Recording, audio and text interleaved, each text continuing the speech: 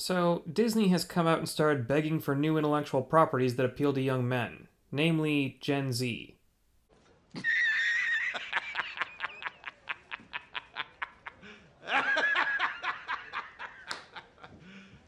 You serious? Yeah. So, you guys had a lot of intellectual properties that appealed to young men, like Star Wars, which you drove into the ground. The Force is female, remember? And then there was Marvel. What can I even say at this point regarding Marvel? I'm not sure whether superhero fatigue is actually real or how much impact it actually has. Anime and manga is producing new superhero content all the time, and while some of it has its ups and downs, people are still watching it. The general consensus on My Hero Academia seems to be that it's flawed, but still good. Then you have shows like To Be Hero X, which has been straight up fire from day one. I might need to do a trope analysis in the future about corporate superheroes. Point being, we could still get an audience of Gen Z men showing up to movies like this if companies like Disney were willing to drop the anti male propaganda. The problem is, in all of the articles that I've read about Disney talking about their struggle to get the Gen Z men in theaters, there seems to be nothing anywhere suggesting that they've learned their lesson yet. I don't even think that they're worried about losing money. Maybe they're worried their investors might sue, but why start now? I think Disney's real concern is that their propaganda can't have any effect if no one watches their movies. I have a book series that appeals to young men. I'm working on book 3 right now. If I were to present Heroes of Janan to someone at Disney, there is a very real chance that they might make me an offer. And do you know what would happen? They'd chop it to bits and turn it into something unrecognizable. Now, if you're listening to this and you're a creator, unless you're like me and you have some other source of stable income, it would be really tempting to make a deal with Disney. And other companies to follow, because Disney is only going to be the first that will come looking for new intellectual properties to buy. And if your entire reason for writing is because you just want to make money, then go ahead. Seriously, there's no shame in it. Writers have to pay bills, and I understand that. But if your reason for writing or whatever you do is something more related to the art itself, don't sign that contract. I might seem like I'm preaching to the choir and that everyone already knows what companies are going to do when they get their hands on a new IP, but in all likelihood, you probably have no idea how deep this goes. First, I've talked about traditional publishing before. What I didn't say before is that I didn't even try to pitch my book series to a traditional publisher. It's not because I thought it would be a waste of time or anything, it was because I was afraid of what they would do to it if they actually accepted my manuscript. All of the problems I've had in writers' groups before, especially from fat, middle-aged women, well, a traditional publishing house is the same but with actual authority. Once you sign that contract, they can make whatever changes they want, until the story you put your heart and soul into has been turned into a pile of slop. This is why I say that if you're just looking to make money, go ahead and sign away. Make slop and get paid. Go get your bag. That's fine. But if you're in it for the art, run in the opposite direction. But it's not just old, fat ladies you have to worry about. Whenever I do a book signing, I get people coming up and saying they're not interested in the book, but they'll watch the movie when it comes out. I guarantee you, any movie adaptation of Heroes of Janan made by Hollywood today would be a steaming pile of feces. Because it wouldn't just be some angry feminist like Kathleen Kennedy who would be picking it apart and rewriting the story to better suit her agenda. It would be a whole host of people at each layer of production doing the same. Movies are complicated.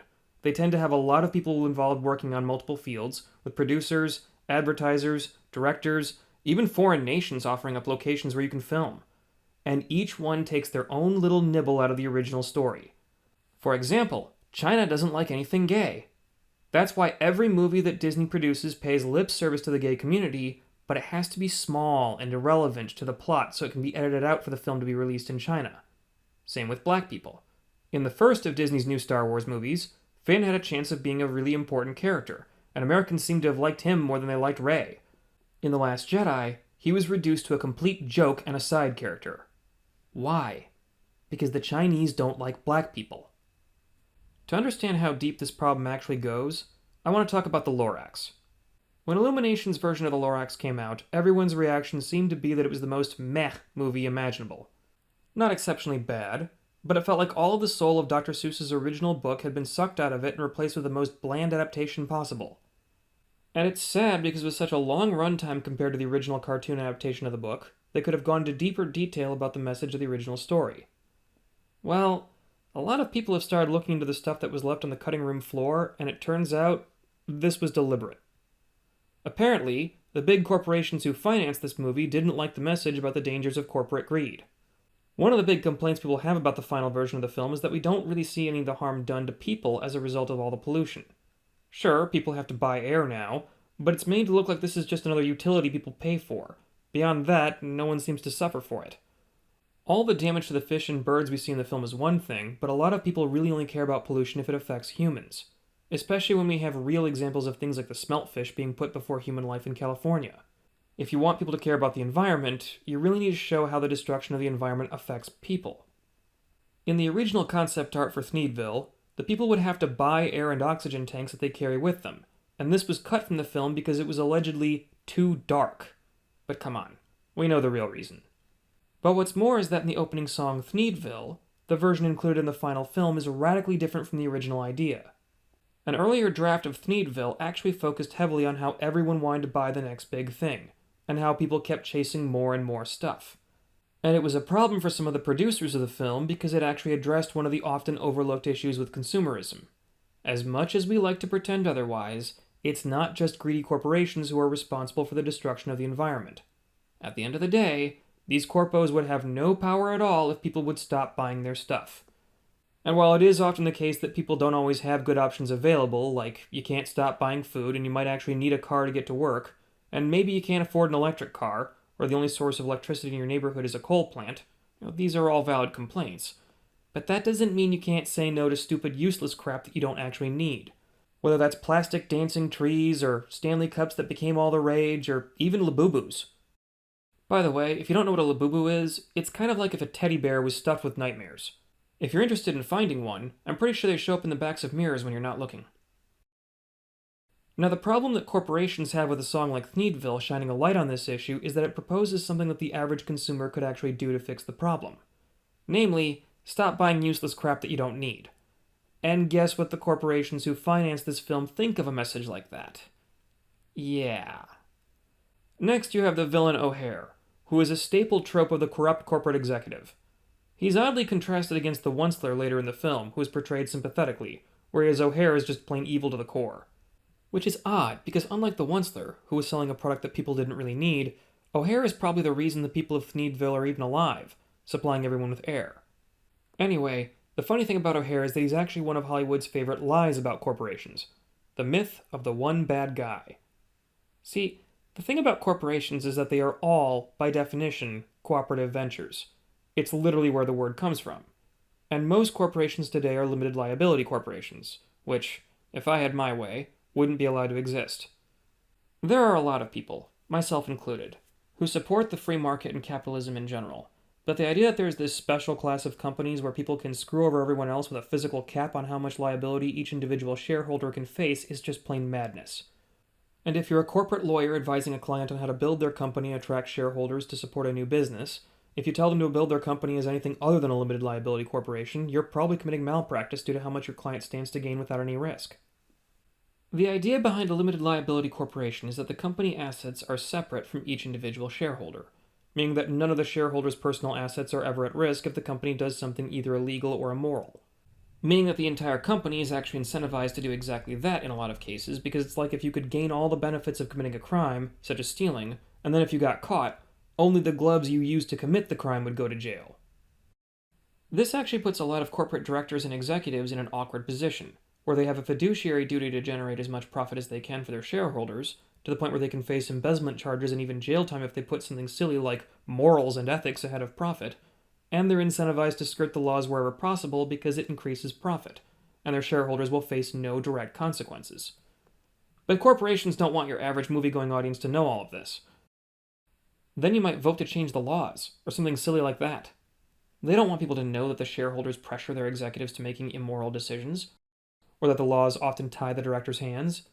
No, see, there's just this one bad guy in the corporation, and if we just get rid of this one bad guy, everything will be hunky-dory. That's a message that corporations love to peddle. And it's one that audiences love to hear, because it's easier for us to imagine a villain with a face than check and see if we have any stock in our portfolio in any of these companies. Because otherwise, we might be part of the problem, and we can't have that now, can we? There were a few other songs that were cut from the Lorax, and most of them were removed for good reasons. For example, the song about why nobody needs a Thneed is really just a waste of runtime, and the song about the Once-They're losing his mind while he travels doesn't really fit the rest of the story. But there's one other song that was cut, again for being too dark, despite how fitting it would have been with the film and how dark the tone of the original book was. Another case where that's obviously not the real reason it was cut. If you've heard anything about how Illumination's Lorax could have been great, you've almost certainly heard of the song Biggering. It was the original draft for the Once There's Villain song, describing how he goes from knitting his Thneeds in a small cottage to chopping down the whole forest and losing himself to his own greed, and, more importantly, pride. It got scrapped and partly recycled into the song How Bad Can I Be, which for the most part is the song that everyone remembers most about the final film. How Bad Can I Be was intended to be as catchy as possible, and it shows. It almost doesn't feel like a proper villain song, because it doesn't exactly show the ones they're descending into madness. Biggering was radically different. While How Bad Can I Be is the sort you can bop your head to while listening to your headphones on a bus, Biggering almost needs to be sung with intentionality. Everyone I've heard talk about this song seems to agree that the only other villain song they can compare it to is Hellfire, from Disney's Hunchback. In How Bad Can I Be, the Once-There might not actually know how much damage he's doing until it's too late. In short, he has plausible deniability, which is another message that corporations love to push. Oh, we didn't actually know how much damage we were actually doing. Oopsie daisy. Even if you could have just literally looked outside at any time. In Biggering, the Once-There is fully aware that he's the villain, and he revels in it. I've heard people suggest that How Bad Can I Be is the version of the story the Once-There tells Mark, and Biggering is what actually happened. There were a lot of changes to the Once-There from the original book that I actually liked. First, making him human just works better than hiding his face for an entire feature film. I get that he was faceless in the book to promote the idea that anyone could be the Once-There, but sustaining that for an entire movie would have been too difficult to animate. Another proposal was to hide his face behind a cloud of cigar smoke all the time, but there were two problems with this. First, cigars are expensive, and having him smoke cigars in the beginning before he starts the Thneed Company would have been weirdly disorienting. And second, the number of people who smoke tobacco products anymore keeps going down each year. Which means a character that smokes all the time is actually less relatable now than he would have been when the book was first published. A lot of people would have looked at this guy constantly smoking and thought, oh, that could never be me. I've never even touched a cigarette. Instead, they made the Once-There start out as a hipster, which is genius, because when this film came out, the millennial generation were the young adults, and the hipster culture was one of the largest anti-corpo cultures of the time. In short, they made the Once-There look like a guy who would have been anti-corporate greed until he got a chance to participate in it. These are changes I can actually get behind, and it's one of those rare cases where updating a story for a modern audience was actually a good idea. But the removal of the song Biggering was done just to satisfy the company sponsoring the film. If you haven't heard the song before, there are some great animatics out there. This one is by a YouTuber named Soratello, who I'll link in the description below. But to prove my point, just listen to these two sets of lyrics for comparison. Here's the version from the final film. All the customers are buying, and the money's multiplying, and the PR people are lying, and the lawyers are denying. Who cares if a few trees are dying? This is also gratifying. How bad? How bad can this possibly be? And here's the version from Biggering.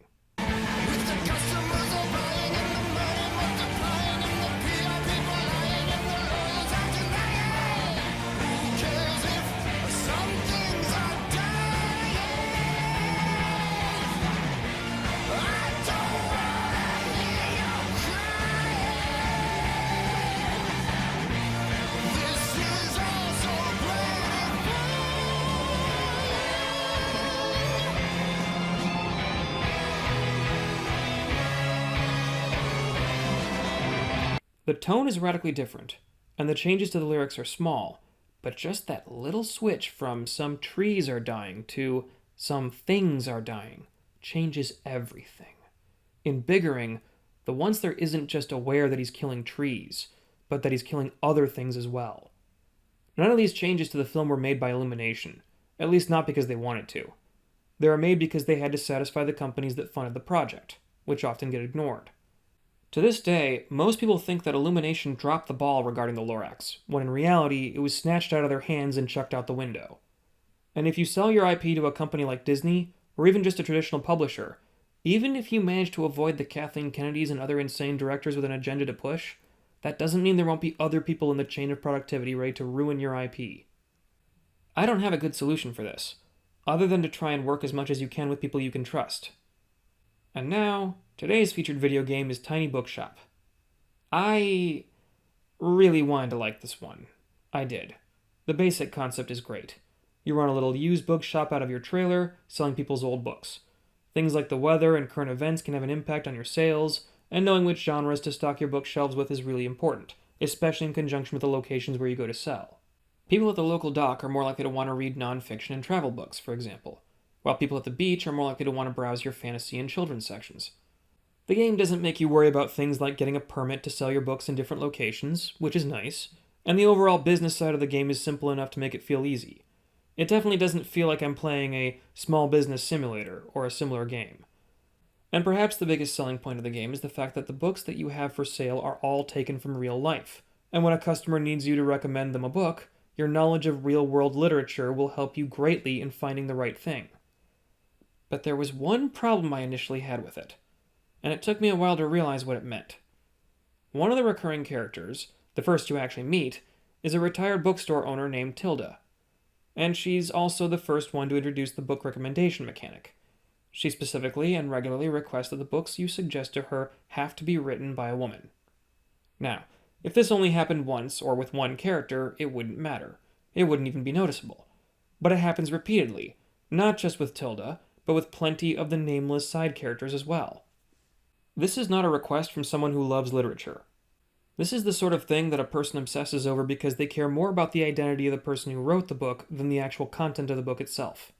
This is an insult to the concept of literature as a whole.